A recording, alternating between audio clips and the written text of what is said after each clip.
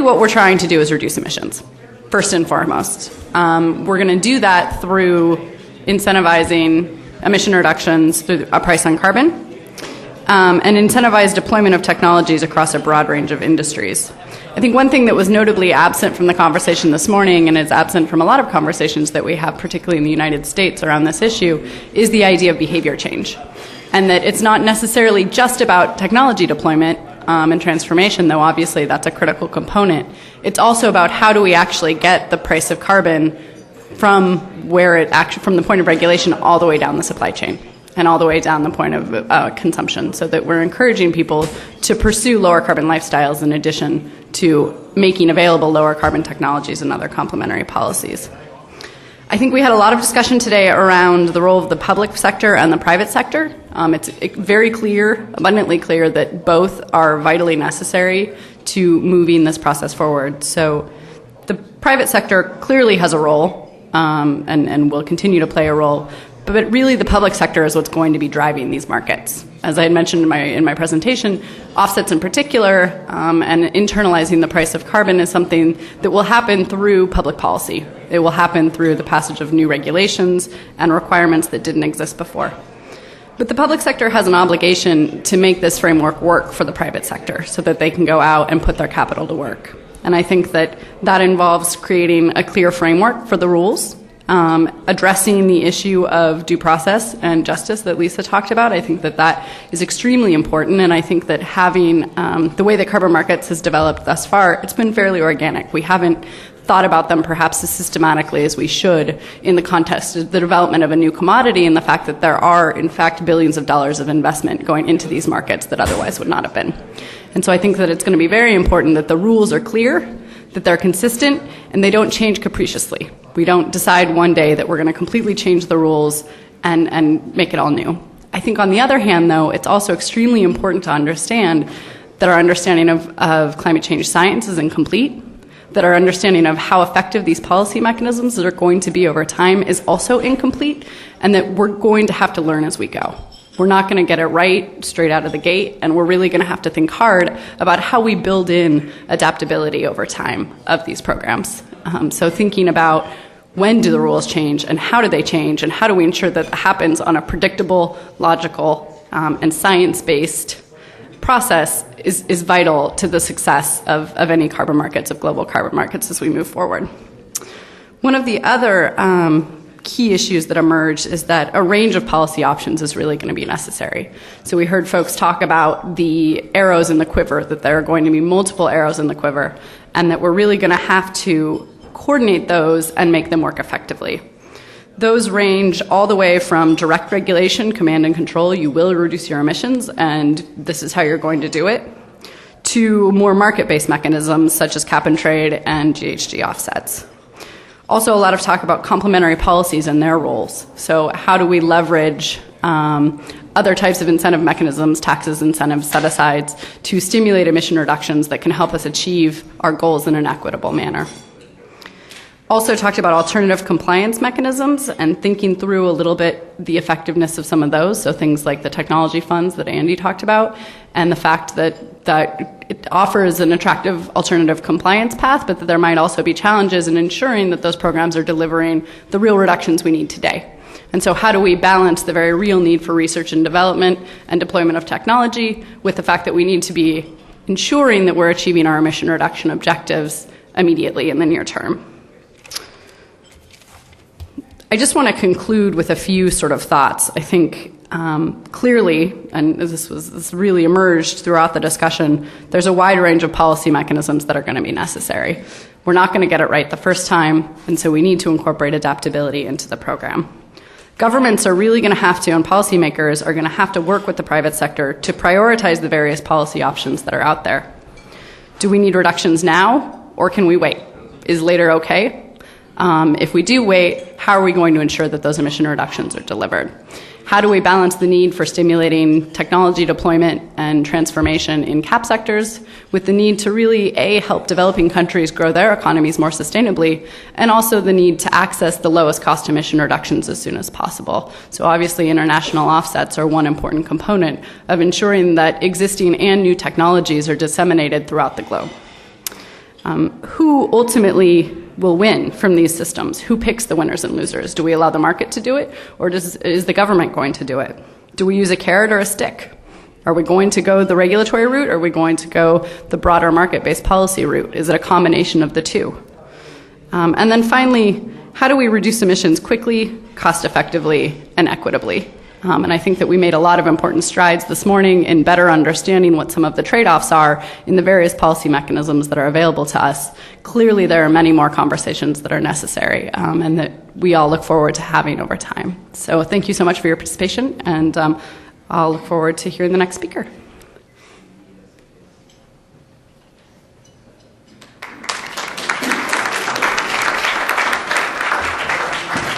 Yeah, I'd like to thank Alexia for a great job she did this morning moderating, and for really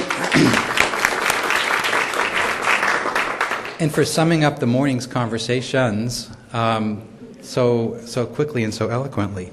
I'd also like to next introduce Marc Lepage, who is Minister for a lot of things at the Embassy, climate change. But interestingly, Marc was Consul General in San Francisco when we did our Energy Forum in San Francisco a couple of years ago. And the topic was understanding the linkages between energy, the environment, and the economy, which seems to be a constant, that we need to understand all those three and the linkages between, and it may be the subject of a future one, part two, although we did have plenty of suggestions this morning for other topics for our next Energy Forum, so we'll see what we'll do. And if you have any, please get in touch with us afterwards. But anyway, Marc comes from a science background. He's not a bureaucrat, so he gets all these things. So Marc, over to you. Well, maybe I wasn't, but I am now. So thank you very much. I wanted to start maybe by thanking David, Lorraine, and the team of the Woodrow Center for this fantastic conference. Great panel this morning, and a great room full of interesting discussants. Really good job. So first of all, thank you very much for doing that, I think, on behalf of everybody. I'll introduce our lunch speaker, and maybe to do that, I'll quote a good Montrealer, Leonard Cohen. So he went, first we take Manhattan, then we take Berlin. So it's maybe not quite that Berlin, but maybe we can do a crosswalk.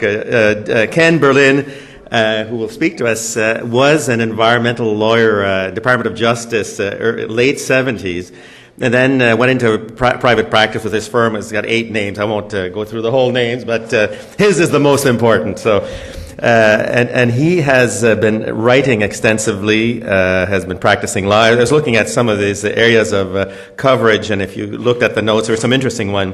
Advising clients on climate change issues, compliance and disclosure advice, drafting and negotiating GHG trading contracts, avoid the deforestation market, analyzing proposed climate change legislation. We're all doing that right now, I think. We're very focused on that.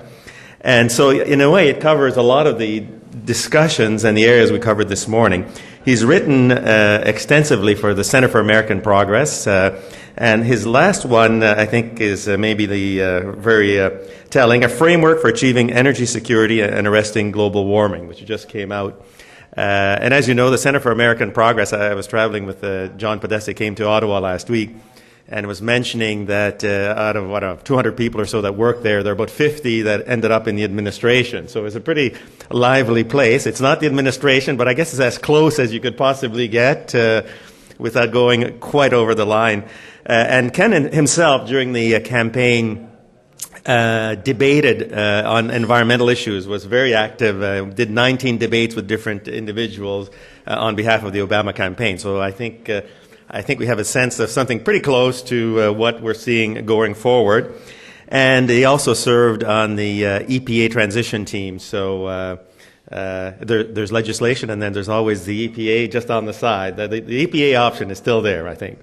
So with that, I will hand it over to Ken. And I think after your game to take questions after? Yes. All right. Start preparing your questions. Thank you very much.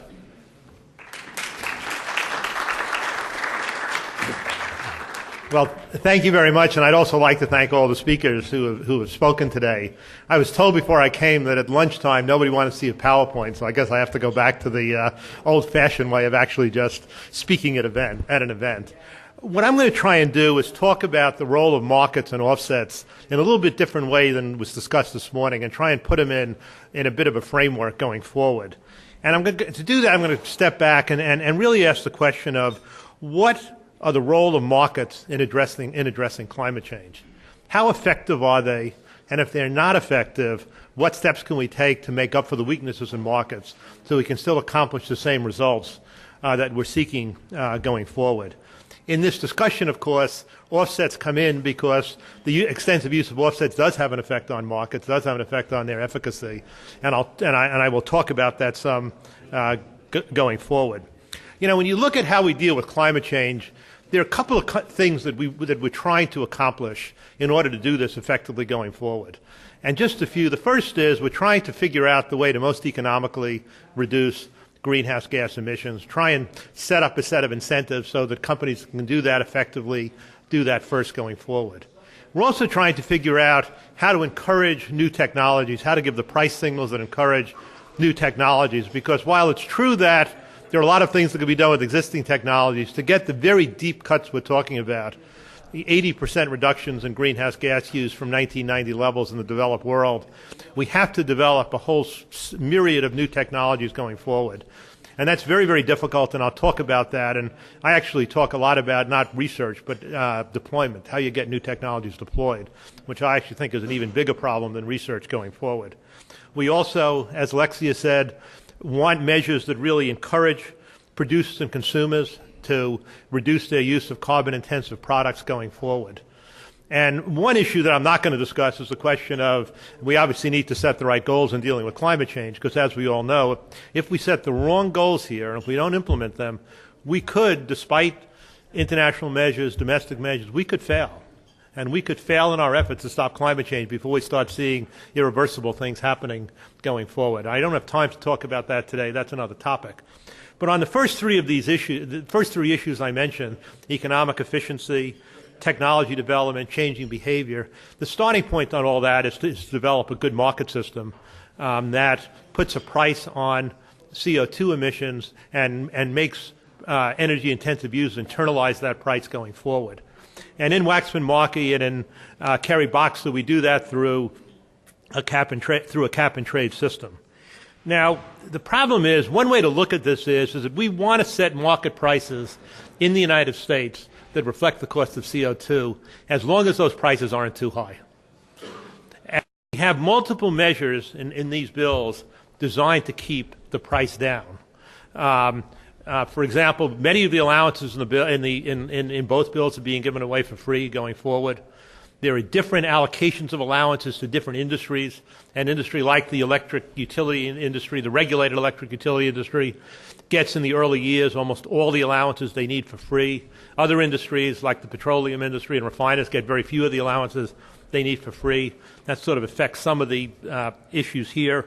But most importantly, we actually have a series of major cost containment measures in the bill designed to keep the price down.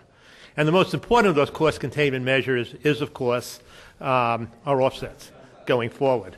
As we said this morning, they're about, both bills allow 2 billion offset credits, 1 billion of which in the House bill is international, 500 million in the Senate bill. That number can go up if there aren't enough domestic offsets going forward. What does that mean, though? If you take a look at it, in the peak year of allowances in the Waxman-Markey and bill, the peak year is 2016, because some of these industries come online between 2012 and 2016. And in that year, the system sets up about 5.4 billion allowances. If you add on top of that 2 billion offset allowances, you're creating a surplus of about 37% more allowances and offsets combined than companies need to achieve compliance going forward. And that has a very significant impact on the price of allowances in the system. And as was said this morning, to put a little more detail on the numbers, the House EPA did a study of the Waxman-Markey bill. They concluded that the international allowance provisions in the bill would reduce the cost of allowances in the bill, if they were fully utilized, by 89%.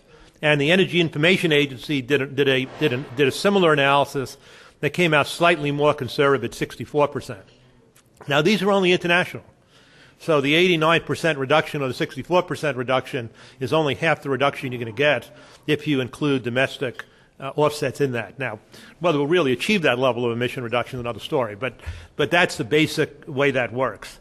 Now, what I want to talk about is what this lowering of prices means for the workings of the market, and what these bills do to address some of the problems that can arise from that going forward. And I'll bring in a lot of the stuff we've talked about that was talked about technology in that context going forward. Now, there's some benefits, obviously, from reducing the price. I mean, the first one is we get emission reductions at a much lower cost than we otherwise would. I just gave the amounts. And in fact, the way the bills work, we will still get all the emission reductions we would get if the price had been higher, because the bill still mandates that companies reduce their emissions by a certain amount. What changes, of course, is the distribution of where the emission reductions take place. Instead of taking place in the regulated industries that have to buy allowances in order to emit CO2, they start going to unregulated industries. That's what offsets are, either domestically or internationally going forward. Now, again, there are some advantages to that. I mean, there are some advantages, arguably, and we've talked about those today, in funding projects outside the United States and helping countries develop their CO2, in transferring money. You could look at that either way, depending on which side you're sitting on, transferring money from the developed to developing world on these projects going forward. But there are also some disadvantages, and one of the problems is if you take the amount of emissions we have. EPA did a study on this also. Basically, the Capstan, Kerry, Boxer, and Waxman Markey allows sources to emit about 131 gigatons of CO2 equivalent from 2012 to 2050. So throughout the entire basic life of this bill going forward. If we in fact achieve every single emission through water, that reduces the amount of reductions that are required in the U.S. by 60%. So we only need to achieve domestically 40% of the emission reductions that we need to get to be considered to be 83% below 2005 levels, which is actually 80% below 1990 levels in the bill by 2050. Now, there's some economic efficiency in that. That's why people are buying the offsets. But whether that's politically sustainable going forward, whether the United States can have that few allowances and take up that large a percentage of the number of allowances that will be available in 2050 if we cut emissions by 50%, that's another question that we have to look at going forward. We also create a bit of a vulnerability, because if we start relying on large quantities of international offsets, we run the risk that those could dry up, particularly as other countries become regulated. So there's nothing about this that's anti-international offsets, but it's just something we have to keep in mind when we do these allowances going forward, and the risk you always face of becoming overly dependent on sources outside your own country going forward. So that's the first set of impacts from lowering the price. The second set of impacts, and I think in many ways the most interesting, is what does this do to technology development going forward? Obviously, the goal, if you set up a system like this, is to encourage development of new technologies by putting a price on carbon, so that existing industries that are carbon intensive have to really bear the costs of their product going forward. We have greatly attenuated that price signal going forward. Now, is that fatal? I don't think that's fatal. I think that there are steps that can be taken that make up for that, and I think, in fact, some of these steps have to be taken anyway. We have a really free market, and I'll explain in a minute. So the way we try and deal with that in the legislation, and one reason you see a 900-page bill and an 800-page bill on this, is these bills contain a huge number of provisions designed to, well, one way to look at it is designed to encourage technology development and deployment going forward.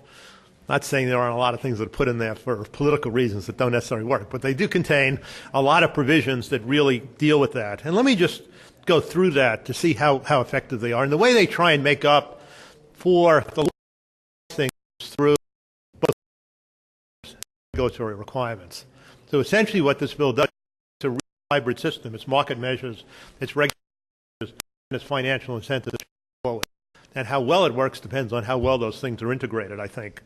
If you take a look at renewables, for example, the Waxman-Markey House bill, but not the Senate bill, sets up a 20% renewable electricity standard, of which a quarter of that can be met by efficiency. But basically it says electric utility companies, you have to buy renewable energy going forward. That obviously greatly stimulates the market for renewable energy.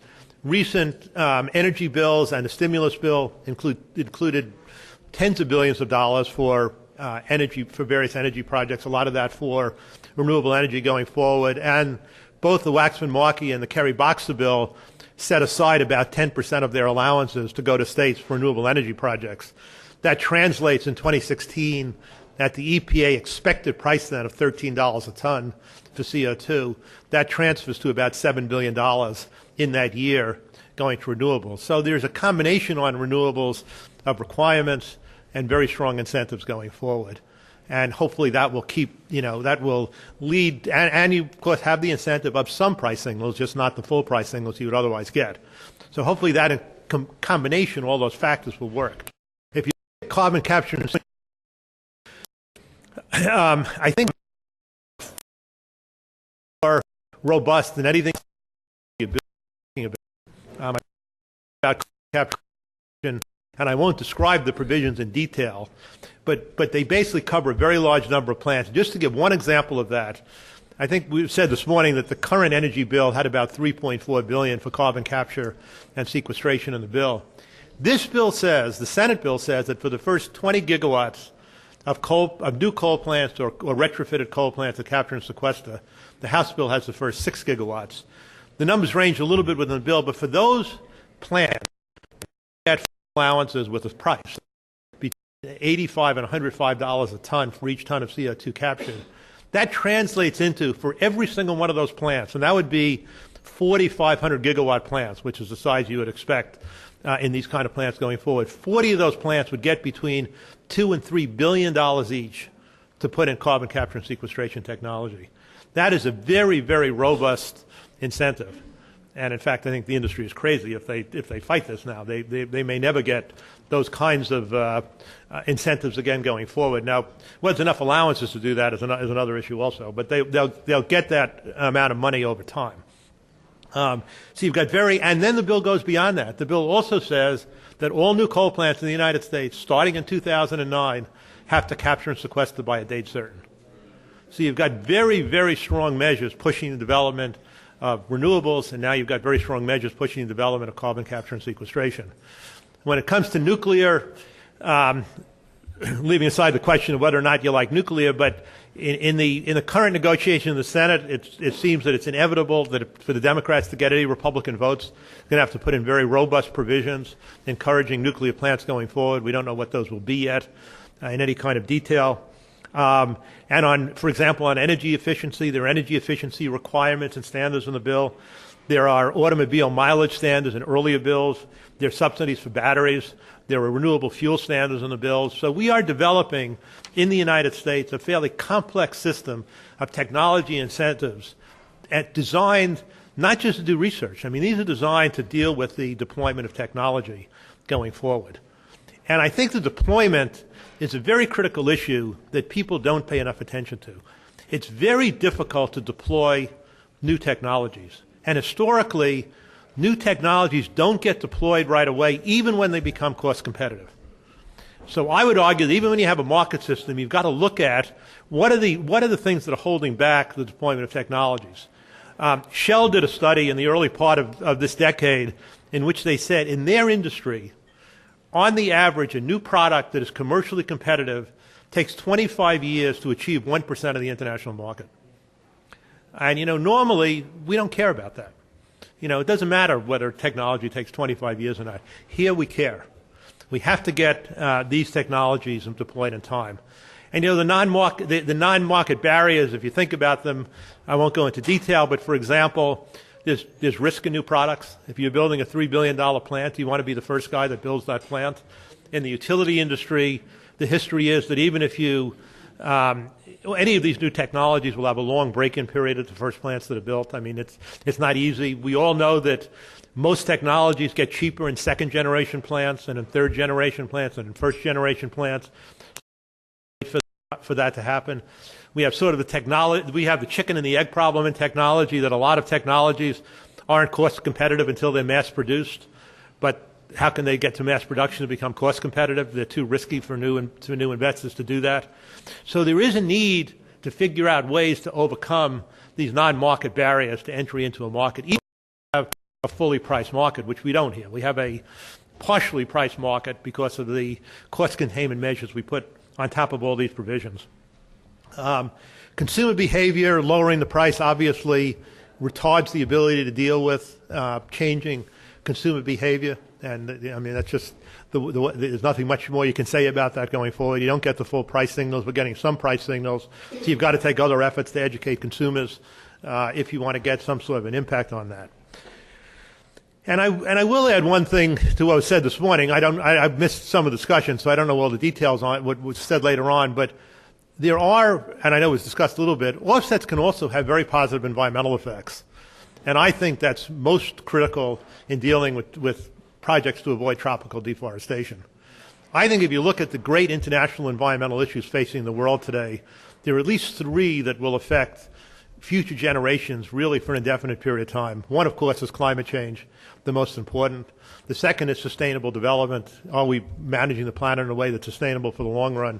But the third is biodiversity, because we do run the risk of causing millions of species, literally millions of species, to become extinct by the end of this century. And the core problem on extinction is cutting down of tropical forests. The very problem that's also creating greenhouse gases. Now, there are a lot of issues in that. You've got to make sure indigenous people's rights are taken care of. Arguably can do that in a way that actually helps sustainable development, doesn't hurt sustainable development. You have all kinds of rights of people and knowledge and notice and involvement in these projects going forward. You've got to make sure the projects work. But I think particularly if you do projects on a country baseline basis on this, there's every reason to think that you can develop these projects in a way that both helps CO2 and significantly helps the environment. In fact, both U.S. bills now have a provision that for us to do forestry projects, the country we're dealing with has to have a plan to achieve zero net rates of deforestation in their country if they want to get these credits. So these, again, are, a very valid use of offsets going forward. So to put all that together, we are, by using offsets, helping keep down the price of reducing emissions. There are benefits in that, very significant benefits in keeping the price down. There are some significant risks in that going forward. On the technology side, where I think the issue is most critical, and again, we talked about some of the benefits of technology deployment outside the United States, but on the technology side, where development and deployment is most critical, you can take measures to overcome the fact that you don't have a fully functioning market system with full and complete and accurate price signals going forward. And again, even if those price signals were there and completely accurate, you still may have to take some of these measures to get technology deployed rapidly going forward. With that, I only want to talk about one thing, and I want to say something about border adjustments and what the United States is doing on that. Whether we like or don't like border adjustments, I think it's absolutely inevitable the bill is going to contain a border adjustment provision. So the question is, what is it going to be? Because there are ways to do this that have a big impact, and there are ways to do it that won't have a big impact going forward. And the basic structure of the bill right now is you start first with the government looking at and identifying energy-intensive industries. And those energy-intensive industries, and they look at that based on their CO2 emissions and on their intensity of competition with imports. Those industries will get free allowances, with the goal of those allowances to basically make up the difference in cost between producing a good, between dealing with CO2 emissions in the United States and competing with a product where there are no mandatory CO2 emission reduction requirements. And the formula includes both the direct costs of the company and the indirect costs of buying electricity. So it's a pretty robust formula. And in the early years, at least, the amount of harm should be very substantially mitigated. As the amount of allowances drops over time, they'll be getting less of, they'll also, all these industries get less of a percentage than they need to deal with this. So eventually it might have a bigger impact, but it could take a long time, and hopefully the industries will adjust and they'll be able to deal with competition going forward. So that's the first thing. The second thing that happens is that by a date certain, I think in the House bill it's 2018, the president has to make a decision as to whether or not these industries are still being adversely affected by imports where the countries are not dealing with CO2. And again, there are really two ways of looking at that going forward. One is you could take a look and say, we want these regulations to apply to any country that doesn't sign an international agreement that has mandatory reduction measures. So in other words, if we negotiate an agreement in Copenhagen or after, and China joins it, U.S. and Canada join it, EU joins it, everybody else joins it, there would be no border adjustments for the countries that sign on to that agreement, as long as in that agreement they agree to some mandatory measures. I think that would be a requirement. The problem is, and the big issue on this, is whether the measures have to be comparable. Because the negotiations now do not provide comparability, certainly between the developed and developing world going forward. And they won't be comparable. But even within the developed world, there is arguably very little comparability. We heard some stuff about Canada this morning and the U.S. On various issues. But another way to think about it is the United States reductions aren't going to be comparable to Europe's. So, you could have a system if you do this. Now, it all sounds great politically, saying, we want to deal with imports from China that aren't comparable, but how about the fact that Europe will be able to put a 10% duty on our goods, or Canada on our electricity or that? I mean, it does create a real mess out there. So arguably, if you set up a system with border adjustments that does not depend on comparability, but is dependent on a country accepting mandatory, internationally agreed to measures to reduce their CO2 emissions, then you have a system, I think, that works a lot better going forward. I don't know how that'll come out. I think the current bills have the comparability. There is a lot of discussion about that, though. And, the question is whether politics will, as it often has, overcome common sense in these debates going forward. But we'll have to wait and see how that comes out. So I think with that, we'll stop now and answer any questions. And thank you all for your time.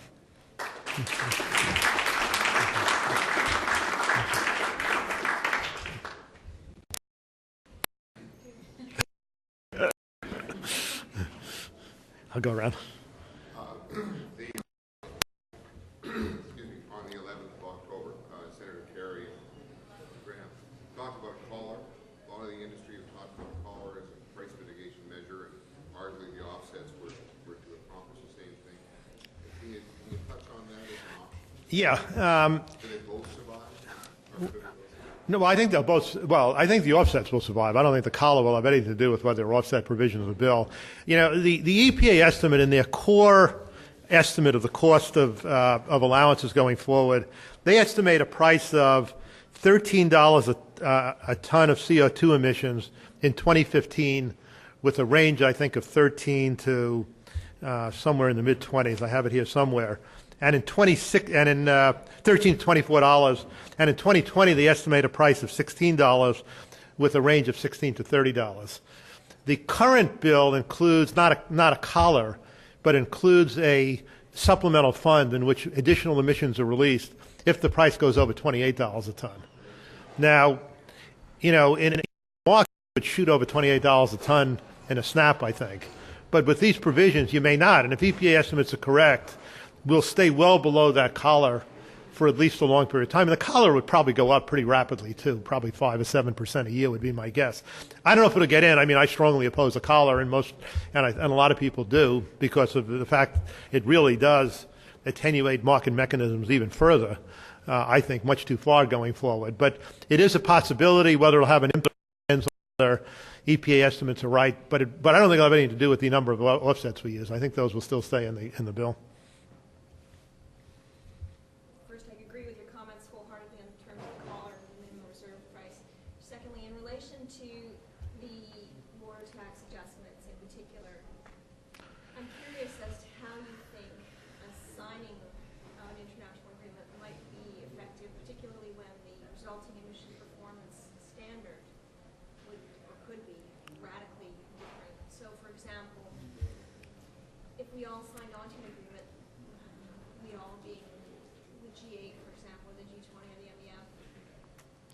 Which had the U.S. electricity performance standard of 0.9 kilograms per megawatt hour, and Canada having an electricity performance standard of 0.3, so coal versus gas.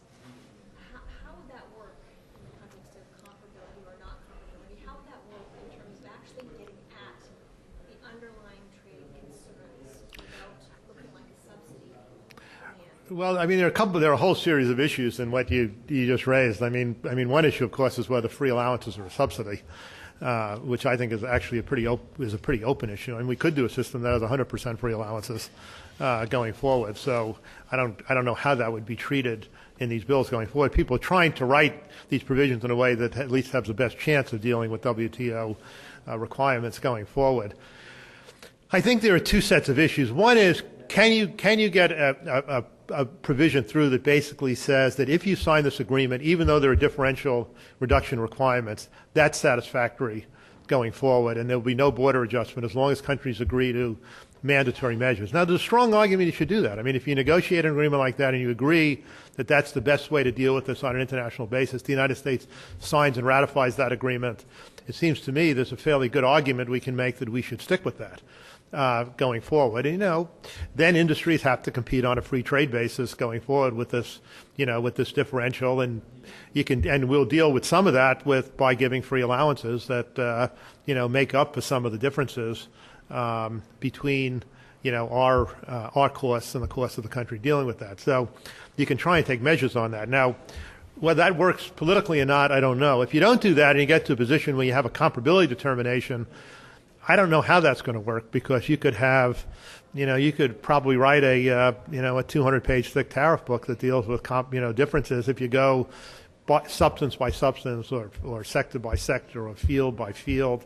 I mean, they could just set it up on emission reduction percentages. I mean, I don't know how. I don't think anybody knows how they'll set it up going forward. I mean, there are discussions, but the bills don't say how you'll do that. It's going to have to be done by regulation down the line. And I don't know how they'll do that, but it could be a real mess. Here and there. And as far as I understand, the Waxman Market deal and will have exclusive incentives for CCS directed to the electricity sector. I was wondering why the CCS was not incented as well. No, they do incentivize it. 15% of the CCS go to industrial facilities, so they do allow it in both bills. International offsets have a decent amount of political support, as you mentioned. They're a big component of both bills. Particularly a UN-managed CDM has very little support. I mean, leading politicians and business people here in the country have said, don't even use those words around me. What is your expectation in terms of international offsets? Do you think it will be CDM in some reform version, or a new regime altogether? I don't know for sure. I mean, the bills basically say no U.S. system to evaluate offset projects, certainly domestically and at least to some degree internationally. Now, doing that creates actually a very interesting negotiating problem for the United States, and it's one of the things pushing the U.S. negotiating position, which means we won't meet the international standards. Our bill doesn't meet the international standards for emission reductions. That's why you see the United States coming in and taking a negotiating position that basically is, as long as it's still being developed, but essentially as long as we meet our reduction goal, we can use the domestic measures we need in order to reach that goal going forward. I think offsets are one of the reasons they're doing that, because then you can do it under U.S. standards rather than under under the standards developed by the international community. Now, we'll have to see how efficient we are in doing it. That's a totally different question. Some of our discussion here today is given that we could take out these offsets and the price would be higher to drive all this good activity domestically and so on. But those things are obviously in for the cost control reason, and if you didn't have them, then you have price collars and alternatives to it. So I mean, it seems to suggest that the legislators in the U.S. have a much better idea of the costs of actions they're willing to stand down the throats of the country in the near terms, more than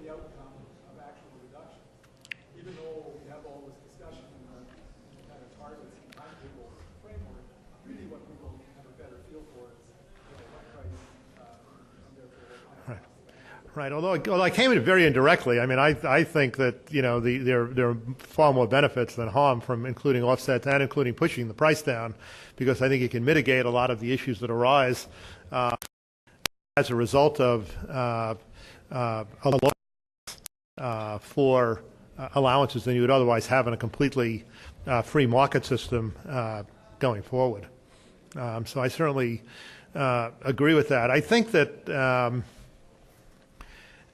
there's going to be, offsets have a tremendous amount of support. The only issue that I see in the long run raising a problem is if the United States, in fact, really came to depend on 60% of their reductions from offsets, and regulated industries, in fact, did very little emission reductions. I mean, one way to think about it is we emit about 7 billion tons a year of CO2. So if we had a 40%, if we were still able to emit 60% of that, we would be able to emit 4 billion tons. The world emits 25 or 30 billion tons, and the goal is to cut that in half by 2050. So that means it would be 12.5 to 15 billion tons. If we're emitting 4 billion and the whole world's only allowed to emit between 12 and 15, it becomes very difficult to figure out how you get everybody in the box going forward. Just a little bit too much. I mean, we'd still have a third or more of the emissions going forward. That's more than we actually have now. So that's the only thing I'm worried about, and how you sort of figure this out over the long run. And I don't think people have just given much thought to the long run yet on this issue. But that's one of the things I pay attention to.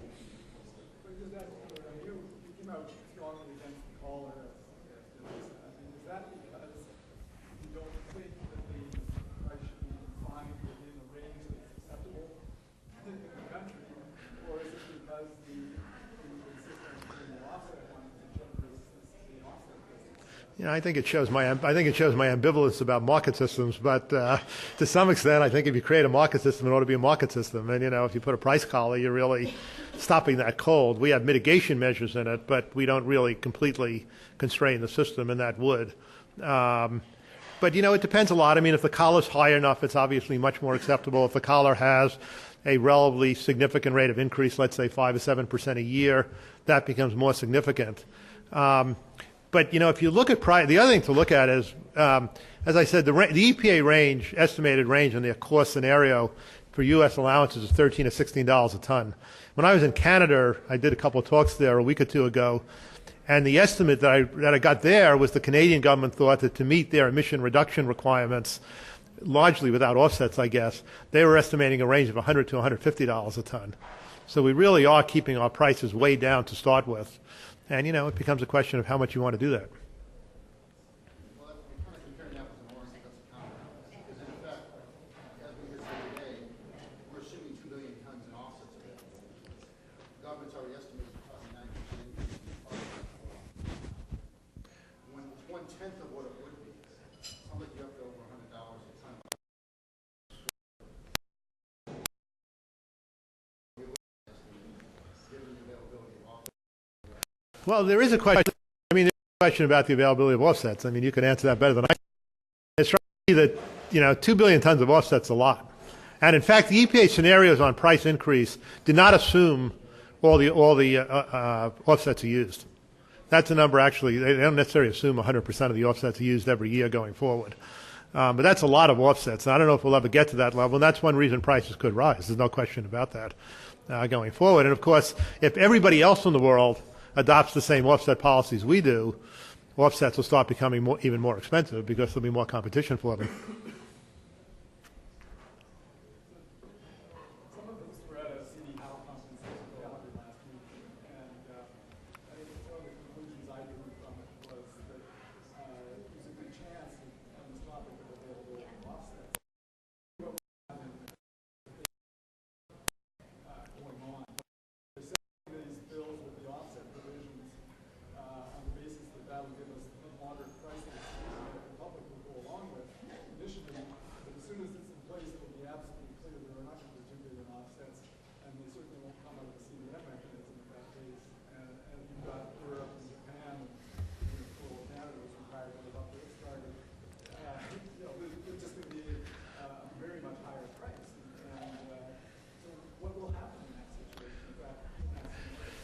Well, I don't think they're selling the bill based on to the American public. But 1% of the American public would have the vague if we use the word offset, but they are selling it on the price that in the concept that the price won't be too high. And you're right. I mean, I don't know how many offsets will be created. I mean, there are a lot of people in the industry who are still fighting very strongly against the 2 billion ton limit. So, you know, I don't know that there's unanimous agreement in the industry they won't be able to achieve that level because they're doing that, and because people are opposing any kind of limits on it going forward, even at 2 billion tons. So I don't think it's a set case as to what you're really going to get going forward. You know, what happens if prices rise faster than people expect? You know, we'll have to see on this. I mean, you know, one of the problems is everybody's trying to sell this bill as though it's going to have no economic impact on the average person, and, you know, that's just not going to be true.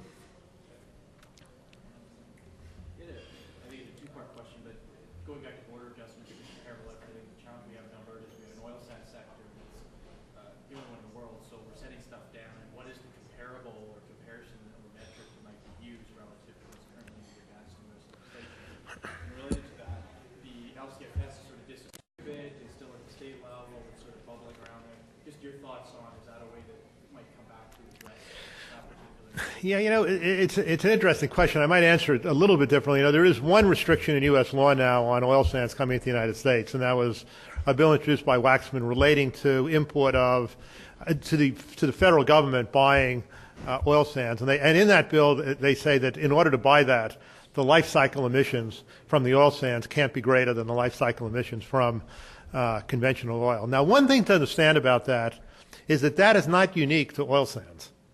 We have actually much more difficult provisions for industry in biofuels.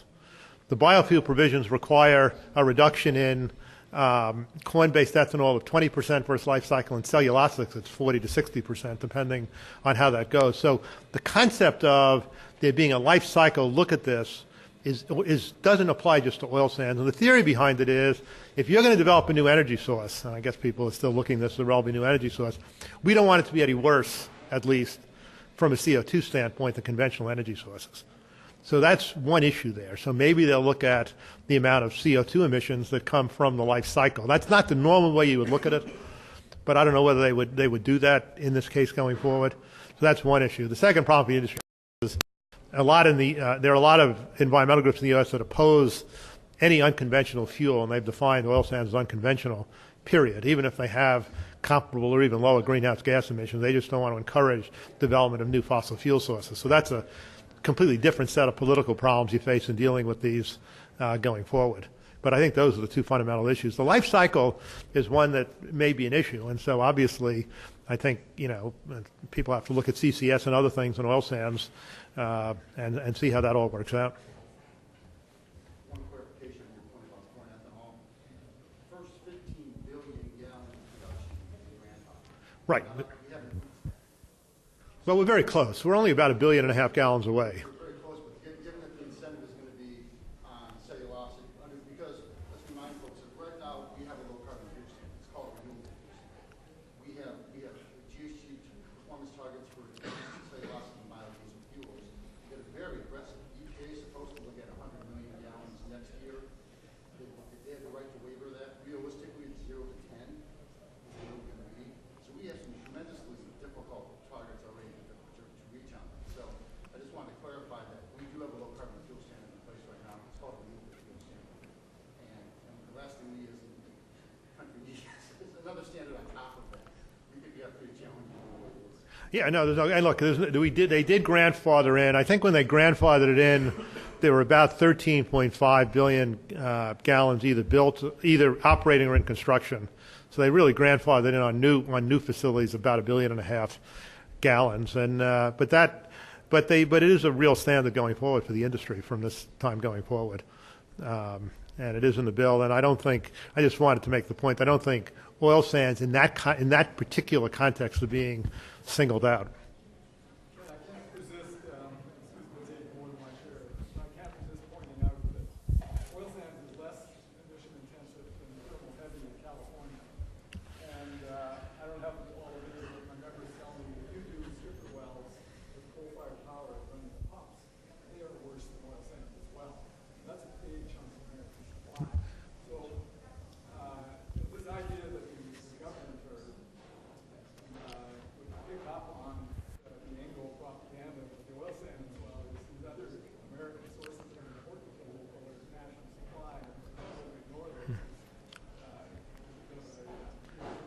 Well, look, if they're comparable, you got nothing to worry about. I mean, it's really that simple. I mean, you meet that standard. The genesis of that provision was efforts by the U.S. military to encourage the development of alternative fuels. And so basically, by actually purchasing, Waxman came in and said, if you want to encourage the development, those fuels have to, over their life cycle, not emit more CO2 than conventional fuels do going forward. The complicated thing of the provision, and there were provisions about this in some of the drafts of the legislation, is, what does that mean? Does that mean if you've got 5% oil sands mixed in with regular oil, does that mean the government can't buy that going forward? So, I mean, there are some problems with that have to be looked at going forward, but that's just the background on the provision. I think that just brings us full circle in that what we're seeing with Rick's comment here is the challenges in going forward with anything other than an actual emission performance standard. So you can say percent reduction and try and achieve comparability on that. Unless you actually look at the actual emission performance standard, you're going to have a heck of a time justifying any associated measure, whether it be on a life cycle assessment of fuel or whether it be on an electron basis for electricity. It's a real challenge. And I think one of the dangers is, I remember the date, December 17th, 2007, the phone started ringing off the hook when Senator Waxman got that bill through the House, and it was, Representative Waxman got the bill through the House, and it was really a problem associated with, this is the thin edge of the wedge. We are there now. We're now going to see this and have to look at defensive measures right across the board. Yeah, no, I don't disagree. And again, if you look at the biofuels provisions, I mean, they're leading to a gigantic fight in the United States of how you measure life cycle emissions. The account and direct emissions, I mean, it's a very, very difficult calculation to do, but it's in the law.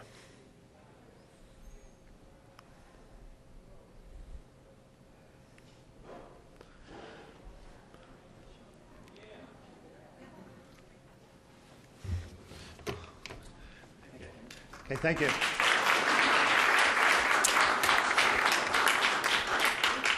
I'm going to make some very brief closing comments. And first of all, Ken, thank you very much for your insights into some very interesting topics. Market efficiency, technology incentives, technology deployment, very interesting. I know on the technology deployment side, I sometimes imagine, wouldn't it be great if CCS operated in the same market environment as the iPhone, where people would line up and camp out overnight to be the first to buy my product? Then I wake up and I face my reality. So I think we've had a very good session today. I think there's been a very good and healthy sharing of ideas. I think we've haven't reached any resolution necessarily, but I think we have maybe a new perspective and a new insights into others' perspectives. I'd like to also extend my thanks to the Woodrow Wilson Center, David, and your staff and others, I think, for hosting a great forum. I'd also like to thank Lorraine and Tim for gathering some very diverse stakeholders from different disciplines and from with different vantage points. Again, I'd like to thank the Canadian Embassy and Hart Publishing for their sponsorship. And Alexia, thank you very much. I think you've done a great job. I didn't think you needed to stimulate the discussion. It was more steering the ship and herding the cats, and I think you did a great job there as well. So again, I'd like to just close. Thank you very much for your participation, and have a safe ride home.